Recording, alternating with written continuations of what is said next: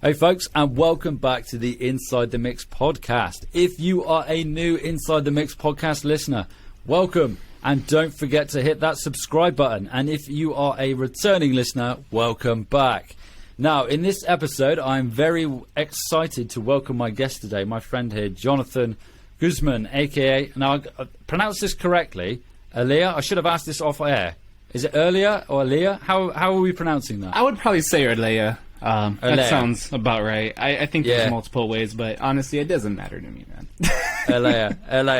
Yeah, it's coming out with my British accent now. It doesn't sounds great, dude. It sounds like Depeche Mode. I mean, shit, it should be gold with that accent now. Yeah. It has its perks, but sometimes when it comes to pronouncing slightly different names, it falls short a bit. So we got a producer. You mentioned Depeche Mode, so you're a Depeche Mode fan. Oh, huge. Fan of 80s music and metal as well. Which always, I chat to so many people on the podcast, on Instagram in particular, DMs, and metal always comes into the conversation because I somehow get it in there. So me being a big metalhead, it comes out. I was listening to, I've been on a Rick Rubin binge, and I was listening to the Slayer albums that he produced earlier. Oh, yeah. Yeah, totally digging into that. So you're here today, I'm digressing, for a Producer Kickstart strategy session. So this is the third one of these, and they're proving really, really popular. So how are you today, and where are you joining us from? Oh, I'm good, man. Thanks for asking. I'm from LA, and Los Angeles, California, dude. Born and raised, so just nice, out mate. Here. Just like every other struggling musician, right? From LA. Did you move to oh no, you said you were born and raised, right? So you didn't move born and raised. Yeah. I'm going to do the Clash of British thing here. What's the weather like that now? Here the weather is awful. It's pissing down with rain and it's windy. What's it like where you are? It might be a bit later in the day. Was it earlier? It might be earlier. It's 11. It's pretty early in the day. I think today it's kind of cloudy a bit, but the weather has been kind of good. I mean, I've been here all my life, so I don't know if you've ever heard, but like once it goes down 74 degrees, people in LA are freezing, right? Because it's always so sunny and warm. So today it's a bit cold, man. I think it's like 69 or 68 degrees. I don't know, but the weather's great. It's not raining, so I'm happy about that. I hate the rain. Yeah. You're talking Fahrenheit, aren't you? Now we do it in Celsius over here, and I'm trying to do a conversion in my head. That's right. And I think that does sound relatively warm, to be fair. We make it awkward. Excellent stuff. So can you just tell our audience a little bit about you and sort of your musical journey to date then? Sort of maybe a bit about what music you're producing and when you started. Okay, about me. Well, big 80s fan, right? I've been raised on 80s music since, like, I could even remember hearing it. Depeche Mode, New Order, The Cure, all that stuff has always been played throughout the household. I kind of dabbled in, like, heavy metal when I was in high school. Buddies that I met, I always played guitar. When I first got a guitar, I was playing Personal Jesus, and then, like, people around. But then also, I actually got into Metallica, actually.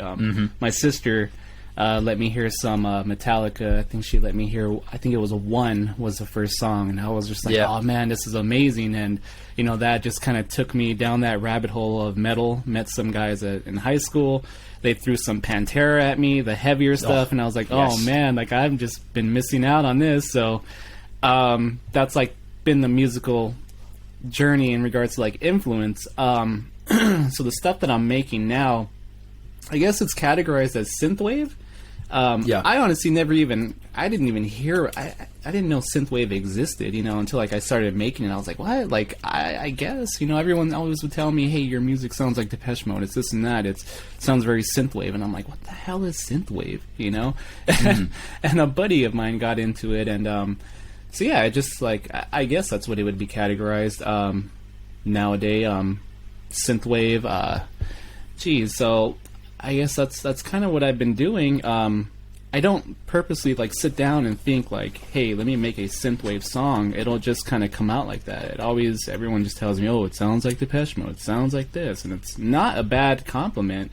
I mean, to me, that's cool, I guess. But yeah, it's kind of been my journey right now, man. Just kind of making music. I've always been in and out of bands. Ever since I was 14.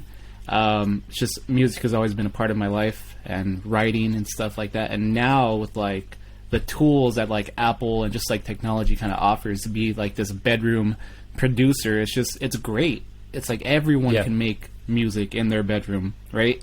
And I mean, of course, maybe not all of it can be like top quality, you know, like studio quality songs, but it's a lot better than it was 10 years ago for just like a normal person like myself. So yeah, I just got, Logic maybe about 3 years ago. Life kind of threw a wrench at me, so I wasn't able to really physically do anything with my hands for a moment, so I had to just like sit and just read and learn what compressors were, EQ and stuff like that. And then when I kind of got, I'm not going to digress into what happened, but when I kind of got like my ability back and stuff like that, it was like, all right, let's go. Let's do it. So that's kind of where I'm at, man. I'm just read a lot, and now I'm just in that place where it's like just struggling to get out of the mud. That is what I tell everyone. Just like, how do you get rid of the mud? I hate it there. Like, it's just, it's terrible. Yeah, I've got that in my notes here because thankfully you filled it out in the pre-production side of things.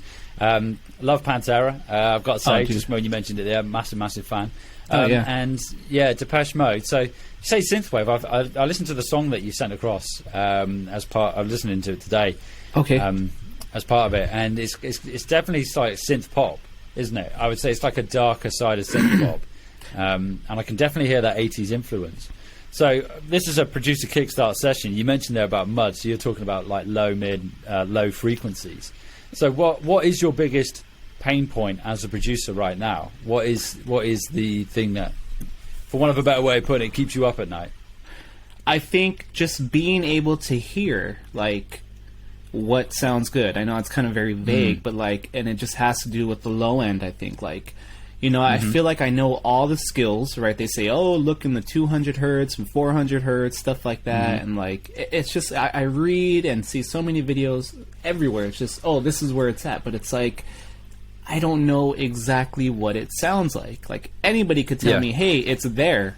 That doesn't mean anything to me. Like, give me an example of what it sounds like. And it could be so many different things, right? Based on what synth or kick, whatever it is. And it's like I think the most difficulty I have is, one, identifying it, and two, is just hearing it off of my studio monitors, and just, I guess, like, monitors, for that matter, just any monitors, because I feel like anything coming directly from your DAW just sounds great. And then you go take it in the car, and the car smacks you back into reality and says, no, man, go back in the room and start working again, It's... I gotten to the point where it's like, all right, I'm just going to go sit in my car. It's nice outside. Let me just mix in my car. And I've done that numerous times, and I did it multiple times for the track that you've heard. And, I think I'll never be satisfied, right? You'll never reach perfection. No. And when I hear it, I just cringe sometimes, the track that you heard, because I could hear that, like, it just doesn't, I don't have that top-notch quality. And I don't know if I'll ever get there. I know stuff like that is acquired throughout the years, but it's that mud, man. I can't hear it. It's... So my initial thoughts were there. You mentioned studio monitors. So are you, in the room you're in there, for the audience listening, you can watch this on YouTube, but are you mixing in the room that you're in at the moment? Oh, yeah, and it's a very untreated room. That was going to be my first thing. So you can imagine, like, if you're mixing in an untreated room, it's like having if you were to have some glasses and you put a color filter over them, and it's going to be, or if you're painting and then you have a color filter and then you paint and then you remove that filter, it's not going to be, what's the word? It's not going to represent. That's what I was looking for. It's not going to represent what you've got there. So the first thing it's really hard to do, because finding a treated room, like if you're doing it in your spare room as well, it's quite hard to do, and you're kind of like, you've got to make the best of a less than adequate situation. Right. So have you done anything with regards to like speaker placement and where they're positioned in the room? I don't have much room to work with. I just, they're right in front of me at an angle, trying to create that whole little triangle effect. Triangle. Yep. And how far, because I appreciate you've probably got them on the desk. Yeah, right in front of me. Yeah. And are they, how far is the back from the wall? Oh, yeah, that's another thing. They're about like 5 inches from the wall? 5 inches. So this is where I wish I could see it. But so you've got them. How far? If they're 5 inches from the wall behind, how far are they from the wall to the left and right? From the right, it's about maybe a foot, and from the left, it's about maybe a good 3 feet. Yeah. So my first thought here is I didn't think of going down this route when I was thinking of this off air. If you cannot get your monitors to be equidistant from the rear wall and the side, push them closer to the rear wall. If that makes sense. So that's one thing you could do. Right. Okay. And try that. With regards to the actual triangle that you have, did you measure the distance between yourself and the monitors? So the distance between the left and right monitor, is it equidistant from you to that monitor, to the left and right? Does that make sense? Is it an equilateral triangle? That's probably a better way of putting it. Oh, right. Yeah, of course not. I did little treatment at all, man. I just eyeballed it, worked with the best amount of space that I have, and I just slapped them there. So that's another thing you could do. Okay. There's also we'll get into the mixing side of things in a minute. There's another thing you can do as well, which is really cool. To find the best listening position in your room. You're quite lucky because I've been totally digging into acoustic treatments of late. So this you've caught me at the right time. Okay, cool. Is to get one of your speakers, put it in the corner of the room. Okay. And play a track. I can send you a couple tracks that are really good to do this. Okay. And then you basically just move around the room until you get that perfect representation of low end, where you get a really nice balance, and that is your listening position in the room. Wow. So you have one speaker, just one speaker in the corner on the floor, and then just move around until you get it all comes down to what you perceive to be the best now in terms of like the frequency representation, and then that's your listening position, and then from there you can create your triangle. Now obviously you're going to be limited to where you can move, I imagine, in the room. Yeah. But those are I mean, when you listen back to the episode, those are like 3 tips, and I'll send you a link to this really, really great YouTube channel and this guy, and because I followed this when I was treating my room a while back, and it's really, really good. So that's regards to the treatment. That just, I mean, it will go some way to negating those frequencies that you're referring to, because as you say, if you've got resonant frequencies of bass building up in the corner, and then you've got those resonant frequencies when you're mixing, or you've got dips. Yeah. Because what's then going to happen is when you're mixing with the monitors, you're boosting those frequencies because they're not present. But then when you go out to the car, that you've overemphasized them, and that's where you're hearing that mud. Now, mud in itself is kind of like what's the best way to describe it? Like an audible noise would be like something like that. It's like an overbearing low. Yeah. Sort of sound, and it's just like a big mono sound. It's really hard to describe. Now, another reason why that could be as well is how you're treating the top end, because if you haven't got much going on in the top end, then obviously you've got the Fletcher-Munson curve, which is how you hear. I'm fairly certain that's what it's called. I might be corrected on that, but basically there's a curve to the human ear and what you're most what the ear picks up most, because there's certain frequencies it does, and if you haven't got any of that high-end representation, then you're going to hear more of the lows. So once again, that could then come down to the room. But are you referencing on headphones as well?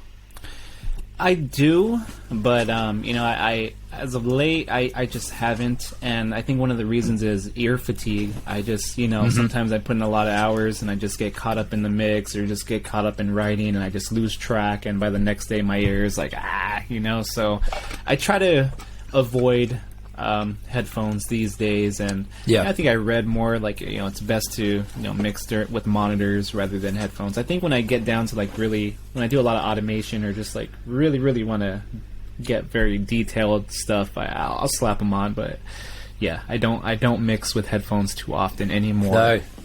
No, that's fine. It's one of those ones that are good for referencing low end headphones. Right. So once again, it all comes down to the headphones are going to have their own color as well. Yeah, so yeah. You're at the mercy of that. So you've got that, and then you've got, with regards to the mix itself of the low frequencies. Yeah. So listening to your music, there's not a huge. You don't have loads of stuff going on. Correct me if I'm wrong. Okay. Which is a good thing, because the more you have going on, the more frequencies you've got to juggle.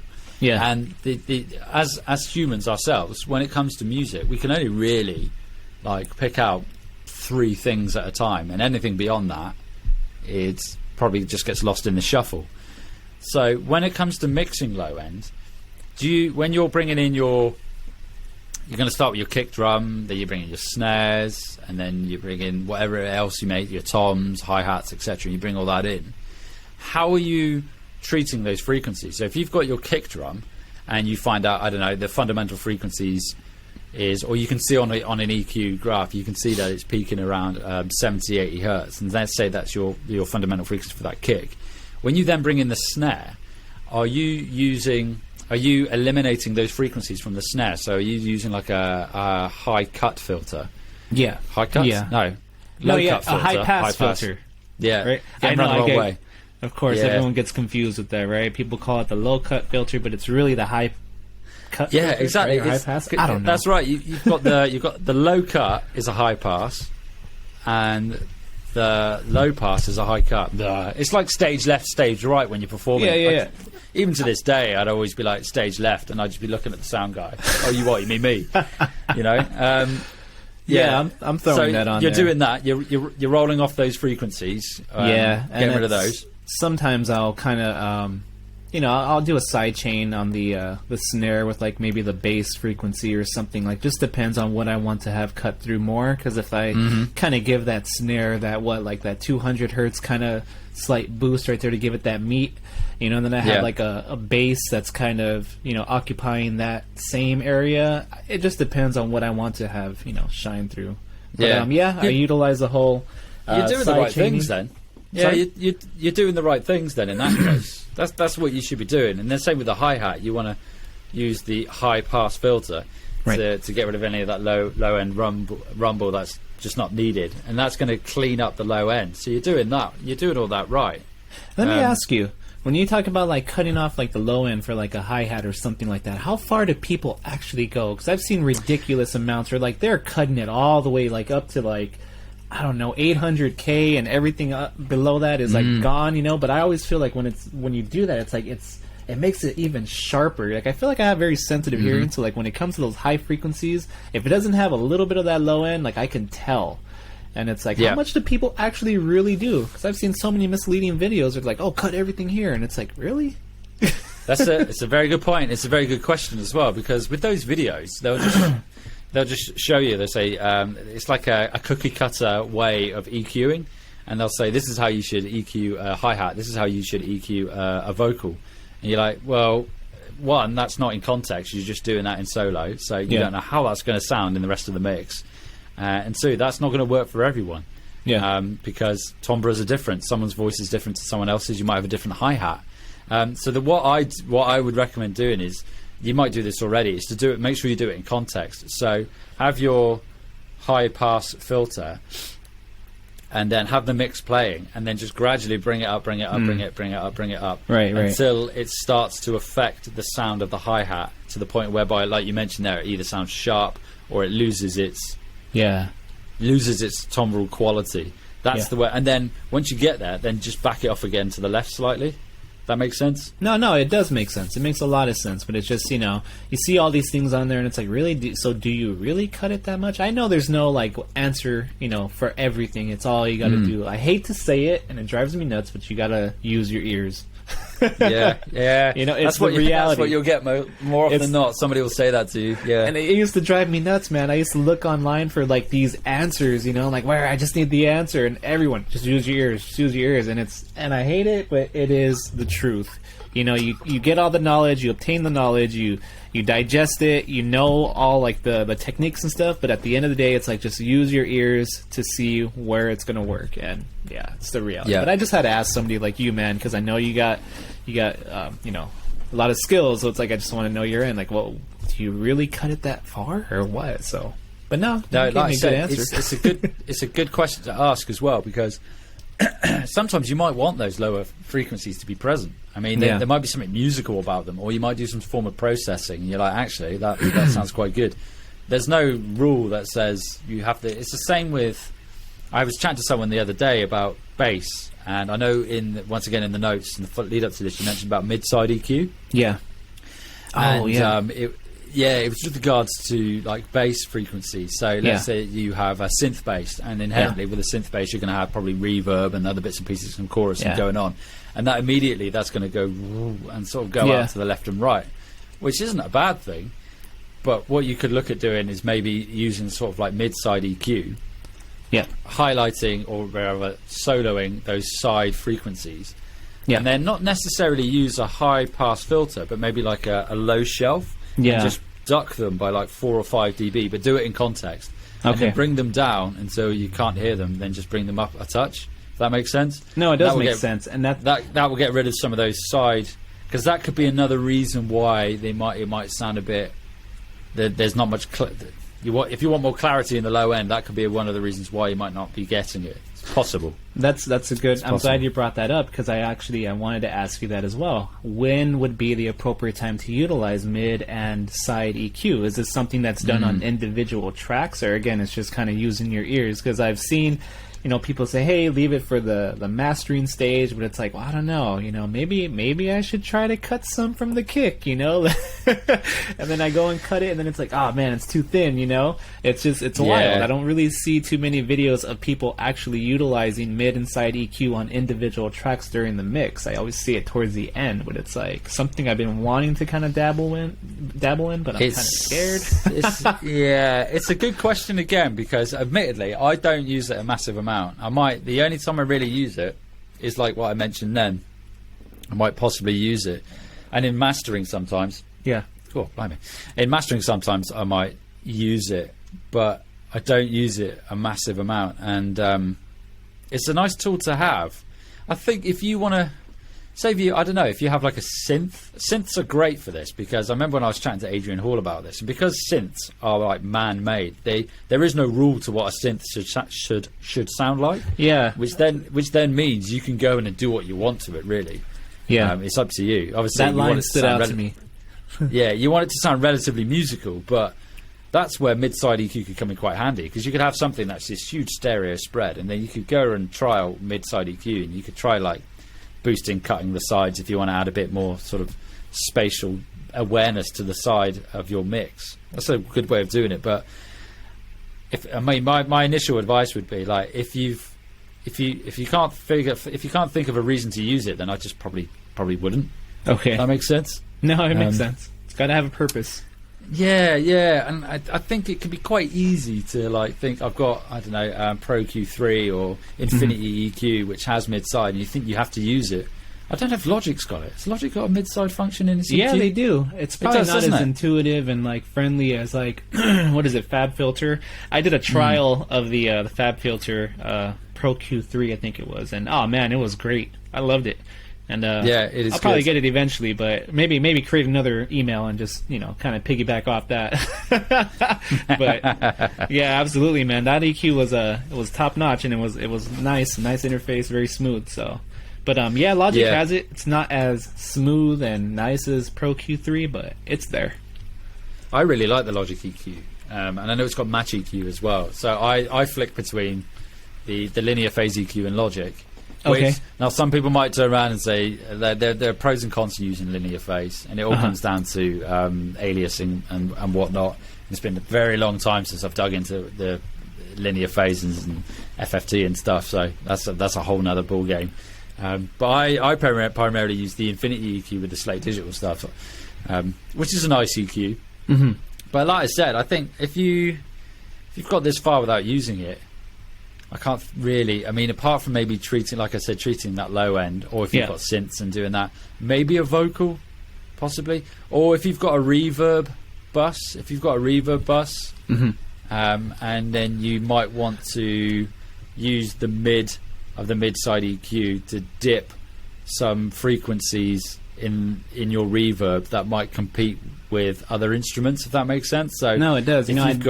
I'd never thought about doing a mid-side EQ on the reverb bus. I didn't think about that one, so I might have to try that one next. It's a good one, because also with reverb, if you have an EQ anyway, because if you have multiple reverbs in your setup, it's gonna build, you're going to get reverb on top of reverb on top of reverb. I don't know how your setup looks. And then what happens is that can be another reason why you get that sort of sound. Yeah. But if you're using high and low cut filters, you can eliminate those rumbling frequencies, and then you could use mid-side to duck out certain frequencies. Maybe if you want your vocal to poke through a bit more, and you know your vocal the presence of your vocals like 3 or 4K, depending on if it's male or female, you could use mid-side EQ, and you could duck out some mid of your reverb, so your vocal stands out a bit more from the reverb. Does that make sense? I hope No, it does make sense, and I'm picturing it right now, and I should have used that on that track that you heard, maybe cutting out a little bit of the mid and side and just kind of ducking it like you said. Yeah, I didn't think about that. I'd have to be utilized on the next track, so I think with that it's a lot easier if you've got a track in front of you, and like you say, if you've got a problem that you're trying to solve, then I think mid-side EQ is a great thing. It's a lot easier to come up with a reason to use it. Yeah. Rather than it's quite easy to have all these tools around you and think, I need EQ, mid-side EQ, I must use it because I have it, sort of thing. It's quite easy. It's like with Isotope. Isotope's fantastic and I love it. And you've got all these modules in Isotope. Yeah. It could be quite easy to think, I've got all these modules, I need to use them. But you don't. You don't need to use them all. I think I had that conversation with Brian from The Colour Theory. And that's an episode that's going to come out in a couple of weeks, and he pretty much said the exact same thing. I feel like I've heard that band, Colour Theory. I don't. Very good. He's a very, very talented. He's a mastering engineer, and he also releases music. Very talented man, and he's on the podcast in a couple. I feel like I've heard It's already recorded, but the episode's going to be in a couple of weeks. It's really, really good. Right on. Can I ask you one more before we run out of time? So compression. I just started dabbling. I'm still kind of very new to this. I've, have the knowledge, and now I'm like finally applying it. And that particular song that I showed you, I finally utilized like bussing, grouping and bussing like the kick and the bass together and compressing it. So you see other tracks that I've done, I don't think I've shown you, but no, I haven't shown you. I don't know why I said that, but I haven't shown you. I didn't utilize any of that. I didn't group anything. I didn't compress nothing. This one, I'm just like, there's a reason why people do this.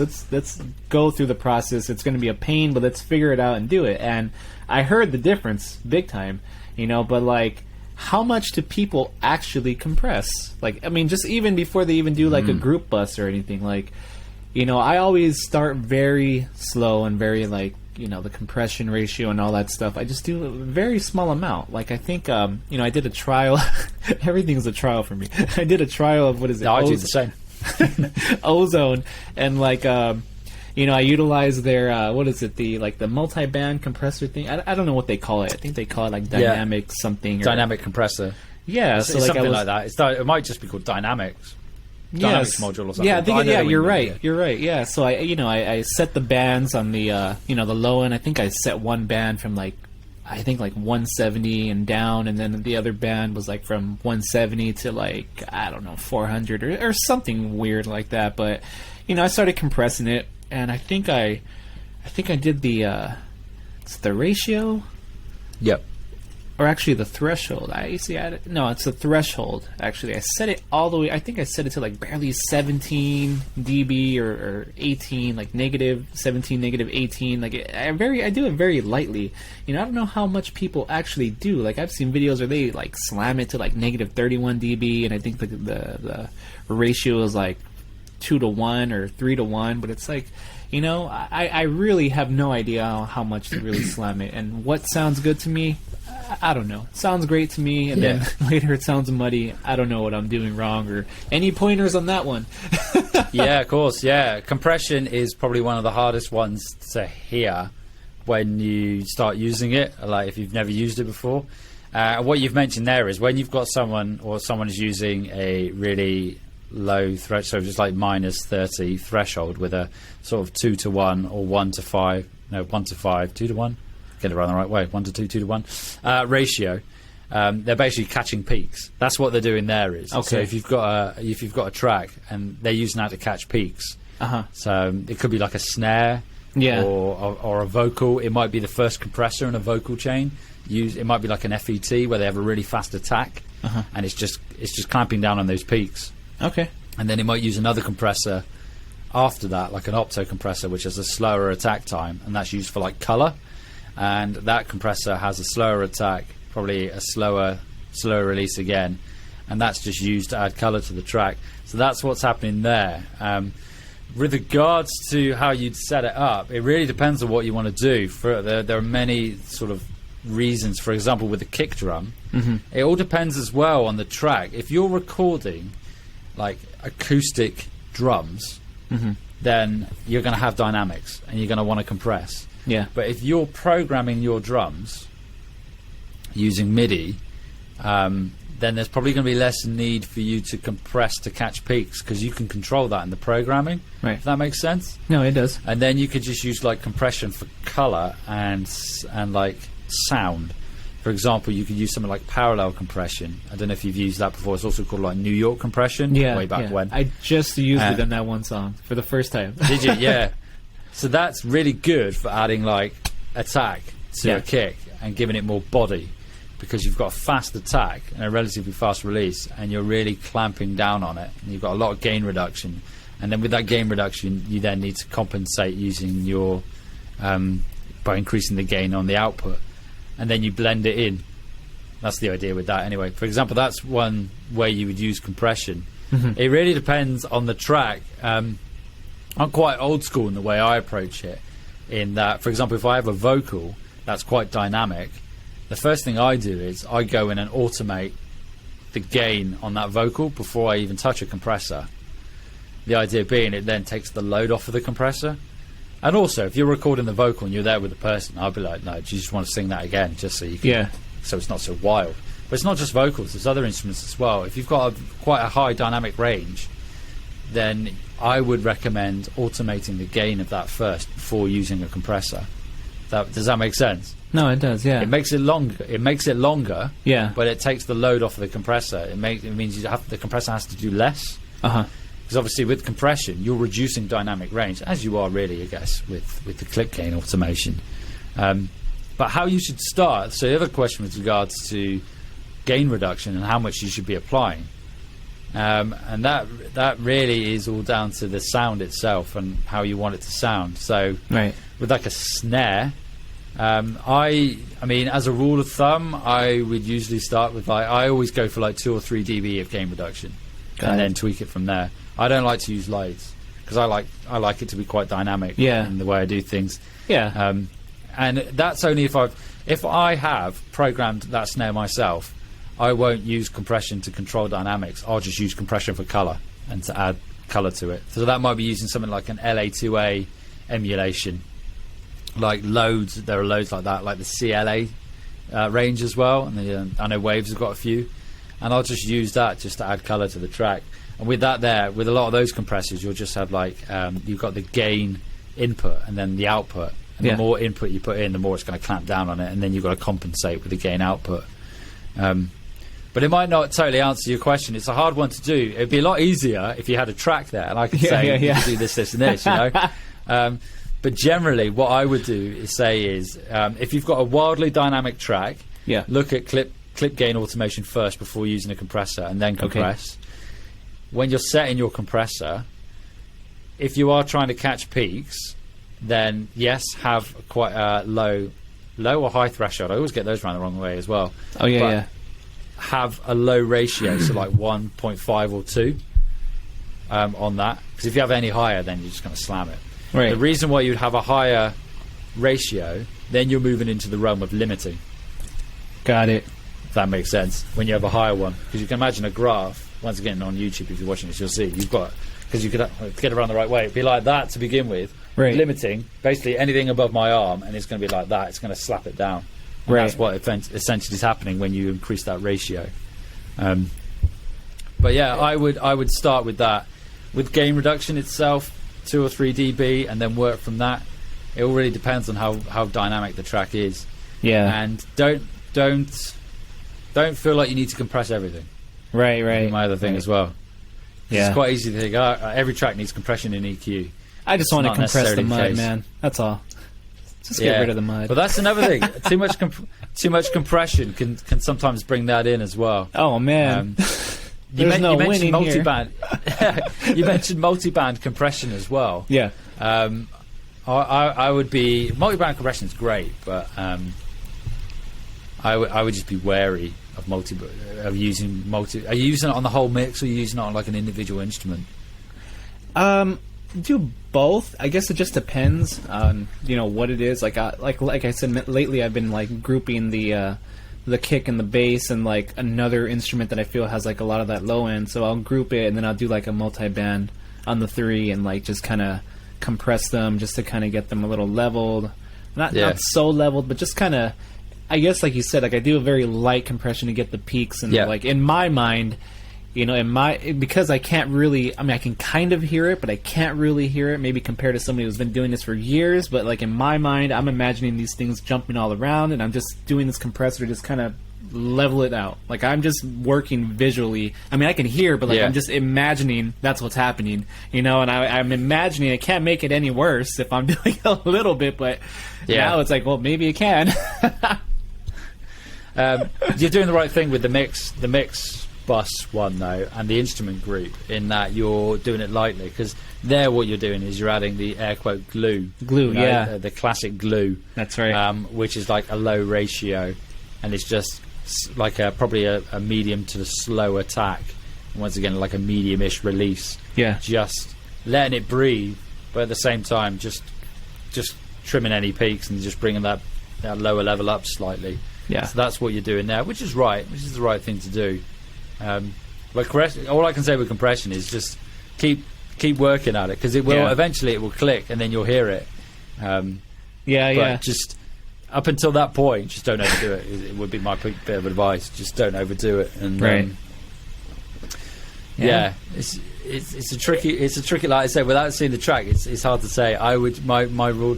Another good thing to do as well is I've mentioned this to someone the other day with regards to setting a compressor. A really good way to do it is to have the lowest threshold that you can get, so everything's triggering it, right? And then have the highest ratio.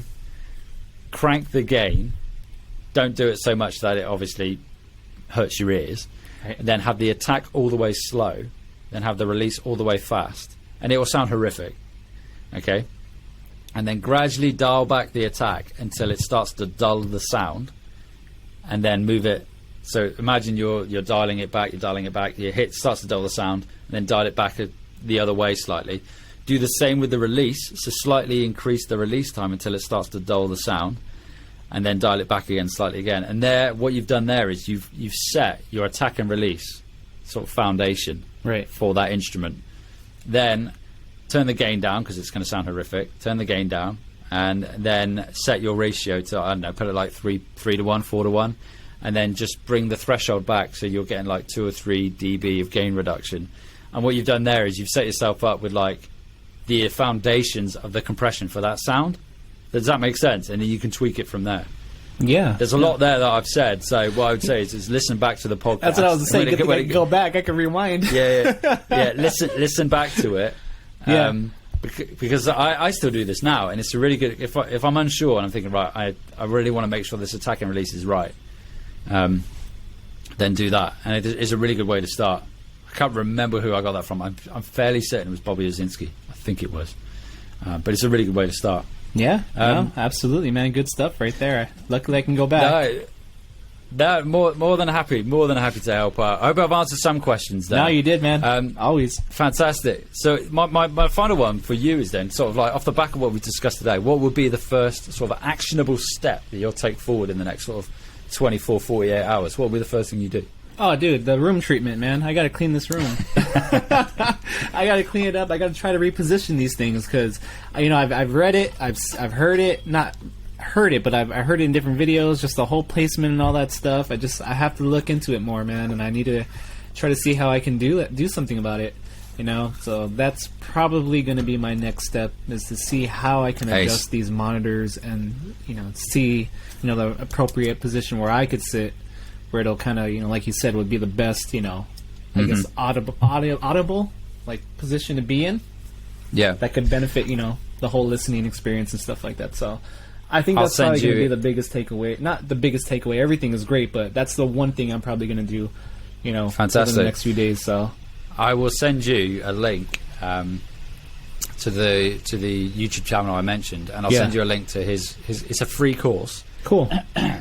And sign up for it because it is fantastic. And if you follow the steps in there, it is brilliant. It is so good. And I'll send that to you.